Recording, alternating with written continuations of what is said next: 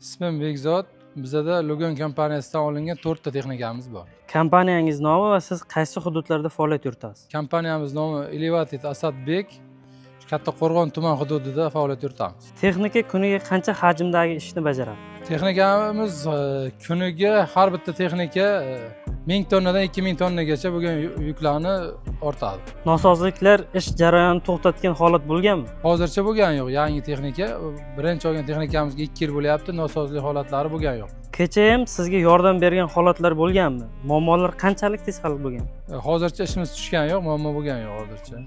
Yonilg'i bilan bog'liq muammolar bo'lganmi? Yo'q, muammo bo'lgani yo'q. Texnika qanday sharoitlarda ishlaydi? Issiq, chang, harorat o'zgarishida o'zi qanday ko'rsatyapti? Har doim har xil sharoitda ishlaydi havoda. Bu hozirgi havoga issiqqa ham ishlayapti. Qizib ketish holati bo'lgani yo'q.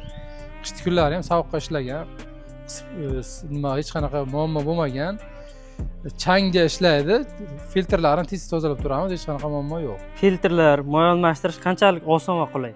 Uni endi mutaxassislarimiz almashtiryapti. Halicha u qiyin degan muammoli joyi bo'lmagan. Texnikaning haqiqiy yoqilg'i sarfi qancha?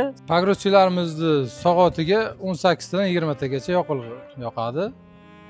Ekskavatorimiz 30 ta 35 ta yoqadi soatiga. Mashina boshqaruvi qanchalik qulay? Kabina qulayligi haqida nimalar deya olasiz? Kabinasini qulayligi ichida hamma qulayliklar bor.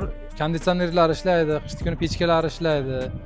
Yana yon oynalar qizdiradigan o'zini alohida o'sha sovuqda qotib qoladigan, muzlab qoladigan holatlarni eritadigan o'zini isitish moslamalari bor. Shofyor uchun hamma qulayliklar yaratilgan.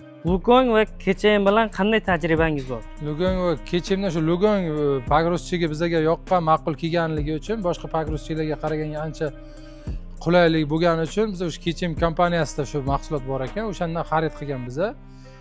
Hujjatlariga, mashinani oldi sot shartnomalariga tez va juda qulay bo'lgan, hech qanaqa muammo bo'lmagan.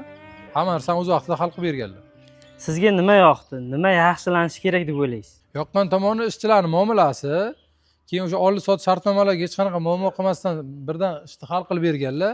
Agar yana nima qulayliklar yaratish kerak deyiladigan bo'lsa, bizga hamma narsasi ma'qul va qulayliklar bo'yicha ishlama deyolmayman. Siz Kechayim Group kompaniyasini boshqalarga tavsiya qila olasizmi? Ko'plarga tavsiya ham qilgan biza. Ko'plarga olib borib ko'rsatgan biza ham, mana shu texnikadan olganlar biza ko'plarda kelib so'raydi ham, shundan olib ishlatyapsizlar ekan, qanaqa deb yaxshi tavsiya berib kelyapti.